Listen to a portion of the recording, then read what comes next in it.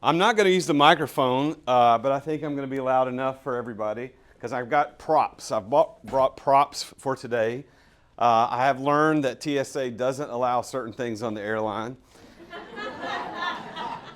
I did call and ask ahead of time, though. I didn't know how to get in touch with him to ask. And it's not Twitter, X. I went on to X, and you can go to Ask TSA, and you can ask them anything, and they'll answer it. And I said, hey, I've got these 2 pieces of wood that I want to bring. Here's the dimensions, kind of bring it. And they responded and said, no, those are considered club-like items and must be put in checked baggage. Well, I don't have checked baggage that's 60 inches tall, so I couldn't bring it. But the hotel was nice enough to loan me this spare piece of wood. So I don't have my full setup today, but I'm going to make the best of it. Tonight, I was going to say today, that was in my notes, but now, tonight,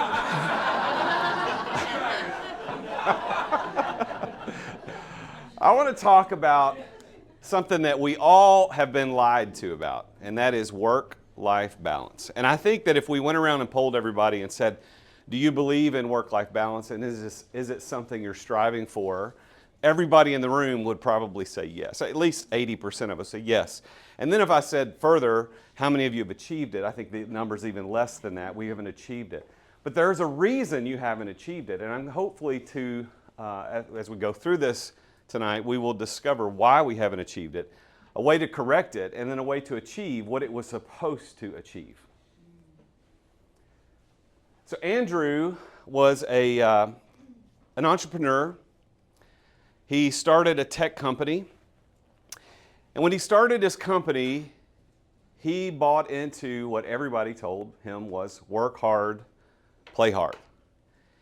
And along with that work hard, play hard mantra, he believed in the idea of work-life balance. And to his credit, he attempted to reach this elusive work-life balance in all that he did. He had a little girl named Lily, 7 years old, and one night, Andrew was working at his office, and Lily called, and he answered the phone, and he knew immediately that it was her. And she whispered into the phone, she said, Daddy, will you be at my recital tomorrow night? And he said, yes, Pumpkin, I'll be there, I'll be there. And he told her goodbye, and he thought to himself, my life part of the work-life balance is tomorrow night, because that's important for my Lily. So the next day he goes into the office, and he knew that he was supposed to be there, but the work part of his work-life balance seemed to kind of overtake it. And hours turned into a full day, and Lily danced and watched the empty seat that her dad was supposed to be seated in. Now he realized way too late that he had missed Lily's recital. And by the time he gets home, she's asleep on the couch in the living room, still in her dance outfit, with a note that she wrote that said, I danced for you, Daddy. Now, that hit him hard. And he had to do some reconsidering of this whole idea of balancing work and life. And he vowed from that day forward that he would really look at this differently. And it was at that moment that he remembered a talk that he had heard about life priorities not being on a list and it not being work-life balance, but more of life balance. Now that doesn't sound very different, but it is. And he remembered hearing about this idea of priorities in life being concentric circles rather than in a list. And from that day forward, he started living his life from the center of what was most important to him. And Lily and his wife were at the near center of those concentric circles. Now, over the course of the next few weeks, months, and even the next year, he started to make a huge, huge difference in how he approached work and what used to be called life. And not only did his balance in life finally come, but his revenue started to increase, and his employees started to sense that there was something different about the way that he was leading from his heart rather than just trying to work hard and then go play hard later. And it seemed to be integrated perfectly and made sense. And his employees took it to heart, and they began to live more balanced lives. And before you knew it, Andrew had finally achieved what this lie of work-life balance originally intended, but can never deliver. I want you to do me a favor right now. This is an exercise for all of us. I want you to take your pen out and on a piece of paper, I want you to pick 6 things that are the most important things to you. It could be people, it could be relationships, it could be, I don't care what it is. Just write them down. We're going to refer back to this list in a minute. And if you can't get 6, that's okay. Just list a few.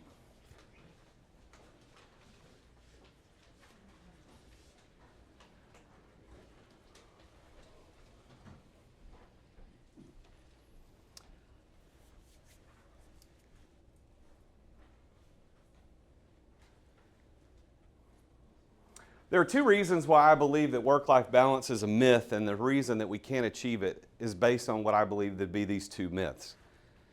And this is where I've brought my props to kind of illustrate. So I've got this metal post here that you can see, and I've got this scrap piece of wood.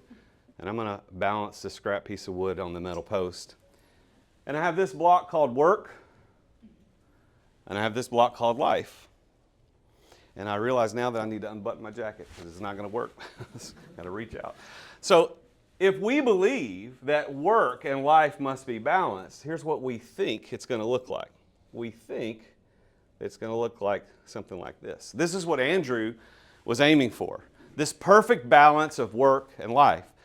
But here's the first flaw in work-life balance, is that work is part of life. It is not a separate thing. They are on the same side. They are the same thing, right? I mean, as a matter of fact, if you go back to creation, after the fall, God said, you will work by the sweat of your brow every day. And so from our whole existence as a human species, work has been part of life. There's no escaping it. There isn't this work part of life and this life part of life. It's all life. Work, you don't say, I'm going to have a good health life balance. I'm not going to have a good money life balance. I'm not going to have a good sex life balance. It's all the same. It's all part of life. So that's the first flaw in this. But the second flaw, and I will illustrate both of these flaws with my props here in just a moment. The second flaw is that in work-life balance, we tend to think through the things that are most important to us on the life side of the equation as separate from work, and we list them as a list of priorities. Now, I asked you to write down a few things. If you're like most people doing this exercise, you probably listed them in the order of importance. The first thing you wrote down is probably the most important thing in your life. Is that fair? Yeah. Second, except for the weirdos like Joshua, right? But the second thing is probably second. And then by the time you get to the third or fourth, now you're just trying to think, like, what is it? But if I said, hey, now I want you to really put this thing in order, what is the most important thing or who? What is the second most important thing or who, etc. Now, I don't know about you, but I'm a to-do list person. I use a day planner. I use the Napoleon Hill Performance Planner. And every Monday, I open my planner up and I transfer everything from Google Calendar onto the planner. And then there's one section for things that I have to do that week. And I write them all down, and I even draw a little square so that I can check it off when I finish. Anybody with me do something similar? Yeah. Well, that is how we are preconditioned as humans to treat lists. So did anybody list as the most important thing in your life your spouse? Did anybody list that? Okay. Anybody list God or your faith? Something like that? Okay. Here's the problem with using priorities in a list. The same problem Andrew had is that we treat it as a to-do list. Let's say, for example, your first priority in life is your faith. And let's say church is part of the way that you demonstrate that faith. Church services, at least here in the United States for most of us, are on Sunday mornings. So if we have a list in our brain of what's most important and we go to church on Sunday mornings, what happens on Monday? Well, you already checked the box. It's done. What if your wife, and I'll say wife, and I realize there's a lot of ladies here, so spouse, whatever, but if your spouse is on that list as the first or second most important thing, and you dedicate Tuesday evenings to take her out on a date night, or him, What happens on Wednesdays or Thursdays or Friday? Already did it. Now, why can't I go play golf? Like, you've done it. That's what happens when we try to balance anything against something that's already part of the thing that we're trying to balance it against. It doesn't work. So I want to challenge you to reconsider those lists of priorities that you have. And instead of thinking about what's most important in your life in terms of first most important, second most on a list, although there is a first and second, I get it. But rather than thinking about it in lists, I want you to think about it in concentric circles. And this is where my prop didn't make it, and I'm going to have to hold it. So these are 6 rings. I promise it's not a magic trick. These are 6 rings, and I'm going to illustrate for you how this approach to our priorities can fix this work-life balance bullcrap that we've been dealing with that we can't seem to figure out. Now, I'm going to have to get really personal with you in order for this to make sense and me to illustrate it. So what I'm about to say, I'm going to share my 6 things. You do not have to agree with my 6 things, but they are my 6 things. You don't have to agree with the way I do it, but these are my 6. The most important thing in my life is my relationship with Jesus. That's it. The most important thing. And so for me, that is at the center of who I am, and everything I do is informed by that relationship. It is not the first thing on a list of things that I must complete or check off on a weekly or daily basis. It is the center of who I am. Everything I do emanates from that core. The second most important thing in my life is my relationship with my wife. And it is informed by my relationship and dedication to Jesus. I would never do anything with or for my wife that would interfere with my relationship with Jesus because he is at the center of this circle. It's not a list that I checked off, went to church, I'm good, now I can pay attention to her. They are informed this direction. She's at the center, or he's at the center, and then she's right on the outside of that. The third thing on my list of what's most important is my kids and my extended family members. I have 2 kids. My son's 24, my daughter's 21, and they come second to my wife, third to Jesus. And they know that. Like there's no secret. If it comes down to me choosing between my kids and my wife, I choose her every time without a split second. I don't have to think about it. And my kids know that, and they're not offended by it. And I realize there are millions of people who are offended by that. How do I know? Because I had 32 million people watch a video of me talking about that on the internet, and a lot of them didn't like it.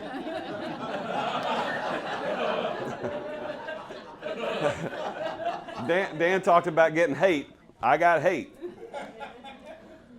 But you see, I'm not going to let my relationship with my kids disaffect my relationship with my wife. I'm not going to let my relationship with my wife disaffect my relationship with Jesus. That's how I'm building these circles. And it isn't a relationship that I check off. I took my son to lunch, so I'm good. I don't have to deal with him anymore. No, that's not how this works. The fourth most important thing to me is my work. It's what I do professionally. Now, I'm a business coach and an entrepreneur. I own a few businesses, but coaching is what I do most of the time. I've got a podcast. I've written a couple of books. I speak like this. This, to me, is part of my work. This is what I do. But I'm not going to ever let my work disaffect my relationship with my kids or my relationship with my wife or my relationship with Jesus. As a matter of fact, and again, what I'm about to say is very personal, and I don't mean this to be, I'm not saying I'm better than you and you made a worse decision than me, but I'm flying home in the morning because tomorrow's Father's Day, and my extended family is in that third circle, and my dad's 72. I don't have many more Father's Days with my dad. Yeah. So I'm going home in the morning. And again, I'm not saying this to make you feel bad for being here. I'm just saying that's the decision that I made. And this is illustrated by how my circles work out, my priorities. It's not a list. Now, would my dad be crushed if I didn't show up? Nope. Would my life be any different? Not technically, no. But I'm making that decision. But work to me is important, but not as important as my family, not as important as my wife, and certainly not as important in my relationship to Jesus. Now, the fifth circle in my illustration is my health. I have my whole life carried a little bit of extra weight, and I've always hated working out. And I eat what I want, right? So I'm not,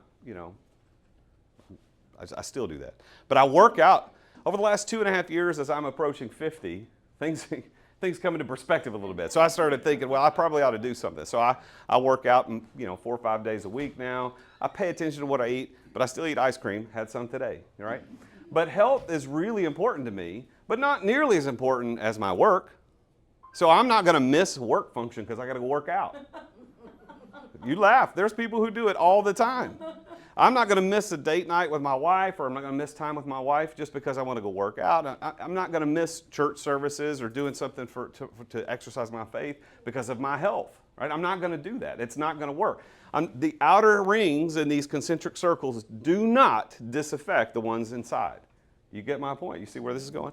And then the last one, the reason I had to bring the biggest suitcase I own, which happens to be my daughter's, and it's purple, because I didn't have a suitcase that wide. This is my leisure activities. These are the things that I enjoy doing. Right? I love to ride motorcycles. I've got a couple motorcycles. I would have ridden here. It would have taken me a long time, and I wouldn't have got home by Father's Day. But I love riding motorcycles. I love cigars. I love really good fine bourbon and high quality rum. I love going camping. We've got an RV. I love doing that. But those things are never going to disaffect any of these other things that are more important. I'm not going to choose riding motorcycles and ignore my wife. I'm not going to choose to go camping and ignore my kids or my work. When you put these in concentric circles, life gets balanced. And I'll explain and show you what I mean. If I take this circle right here, this is the most important part of my life. This is Jesus. This is my relationship with Jesus. And if I put this in the center of my life, what we realize, first of all, is that the stick is life. It isn't a separate thing. It is the thing. And for me, the fourth circle is this. So these blocks really don't work. So now, the second ring is my relationship with my wife. And if I put this directly around my relationship with Jesus, everything stays perfectly balanced. Balance is what we're after, isn't it? And then the third, my kids, my extended family members. You see where this is going, right? I put this gently in the center of who I am. Everything stays balanced. My work, everything I do as a professional, as an entrepreneur, that goes here, stays perfectly balanced. My health, everything I do to work out, to stay in shape, to make sure that I don't die before I'm supposed to, stays perfectly balanced. And then my leisure activities, if I balance this, if I do it right, everything stays perfectly balanced. This is what Andrew was aiming for. This is what you're aiming for. But you believed that work and life are separate things, and that's why you can't balance. Because you end up doing this more than you figure out that you want to do this, when in reality, life is the stick. It's everything. Now, let's take one thing out of here. Any one of these 6 things. And let's say for a minute, I'm going to pull this, the work one out, because the work one's the one that we talk about a lot. This is the fourth ring. And let's say I decide for a minute, you know what? I'm going to make a decision about work that disaffects my relationship with my kids and my immediate family, my extended family, which is the third ring, which means it's no longer right over the center of that. That's what an unbalanced life looks like.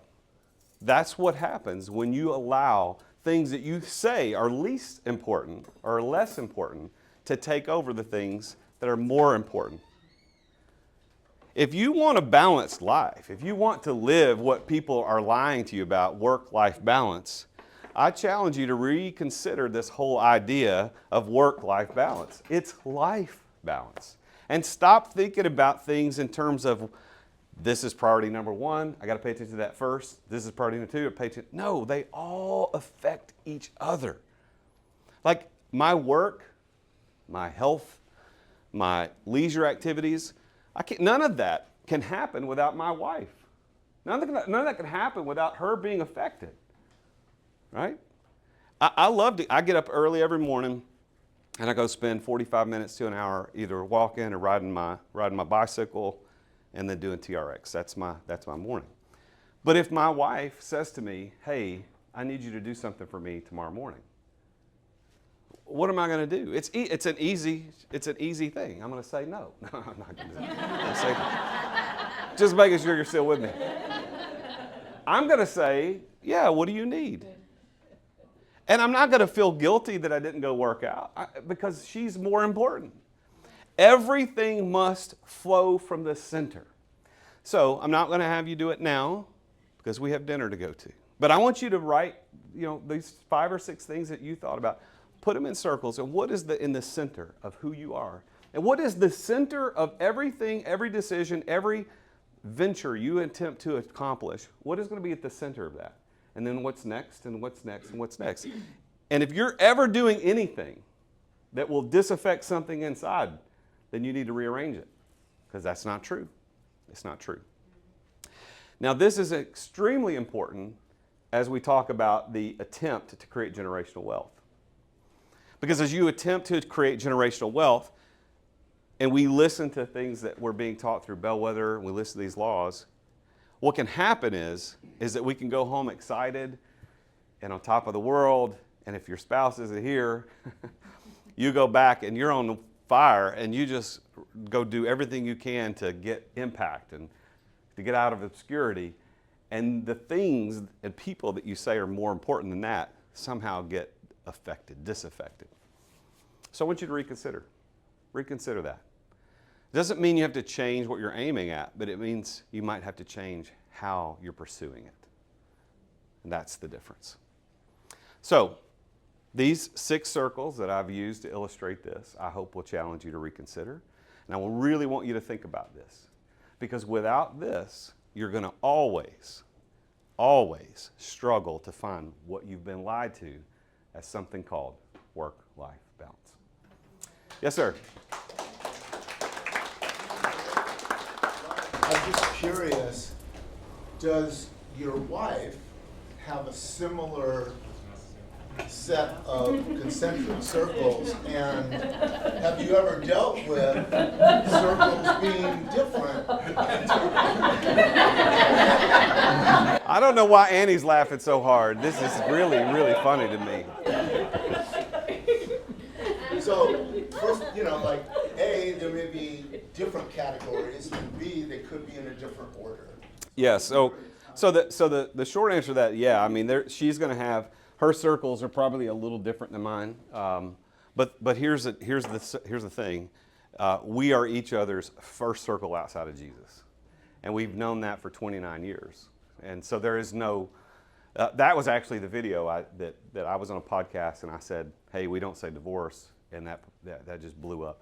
But we are 100% committed to each other over and above everything outside those circles.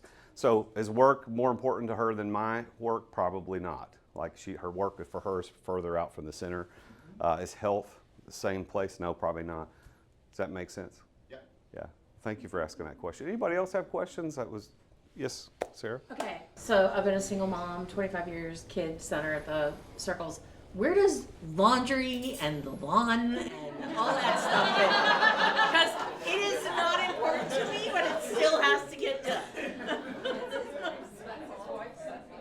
Hobby Lobby only sells 6 sizes of these rings.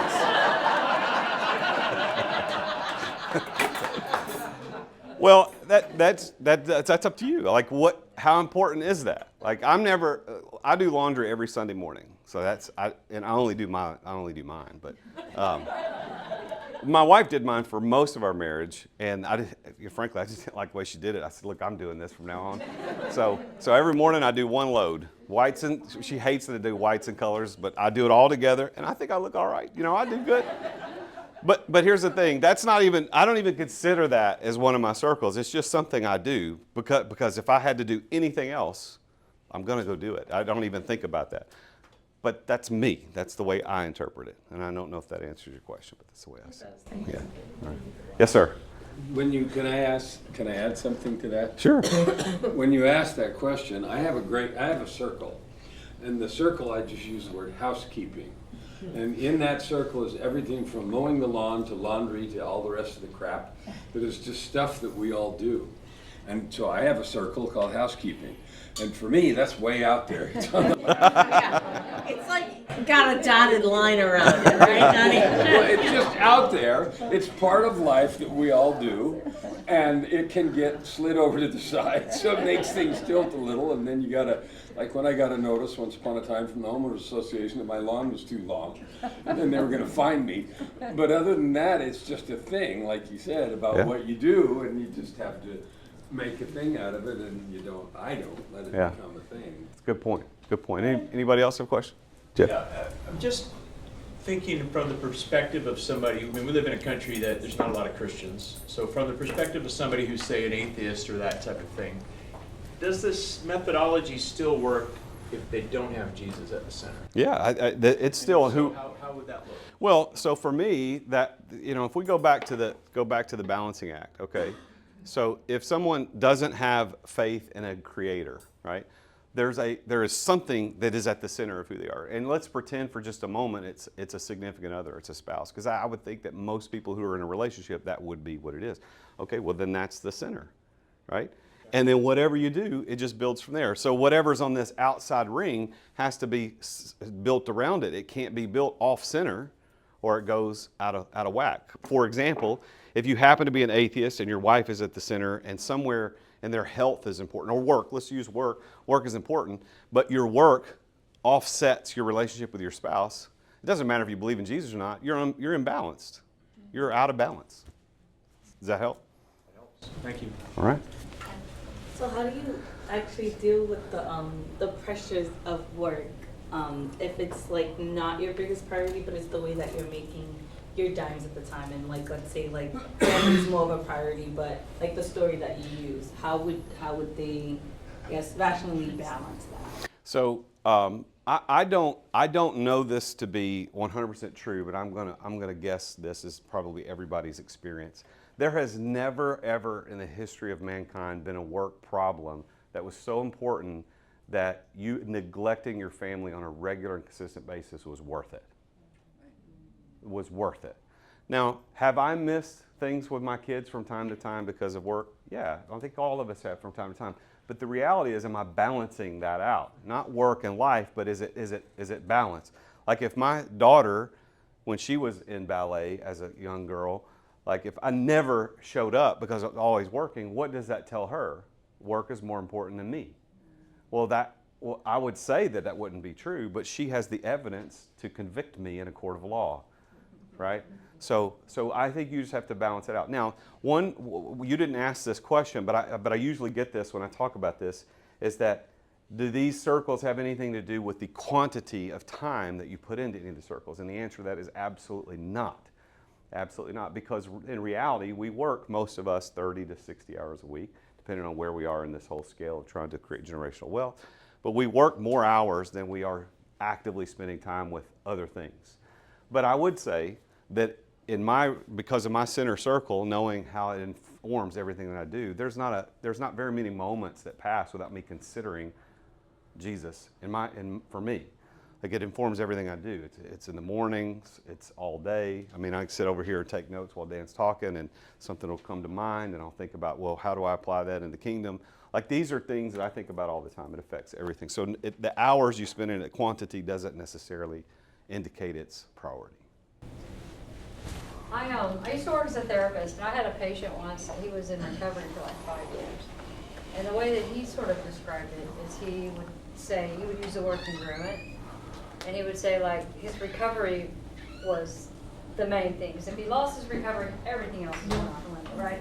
So his thing was he would ask, is this congruent with my recovery or not? Yeah. So it's kind of the same idea. I love the thing, because you can say, like you said, well, Jesus is the most important thing to me, but then if you're doing things that are outside of it, it will. Yeah, if you were put on trial and there's a jury of 12 people who were just looking at your life, would the evidence support your list? Would the evidence support the circles? And for most of us it wouldn't, which is why we feel out of balance. Anybody else? I thought I saw somebody other. All right, well, I'm done. Thank you very much for letting me do this. Appreciate it.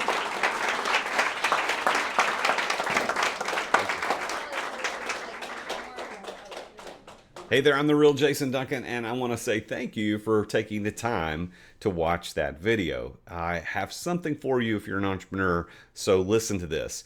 A lot of entrepreneurs, when they're getting started, or maybe they're in the middle of the journey and they feel trapped by their business, or they're at the end of the journey and they're ready to exit, no matter where you are in that continuum on that journey, you don't know what the next step is. You don't know if you're at the beginning, how do I take the next step? How do I get started? Or maybe you're in the middle and you feel trapped and you're working 60 hours a week and your business is consuming all your time and you're like, I don't know what to do next. How do I get past this?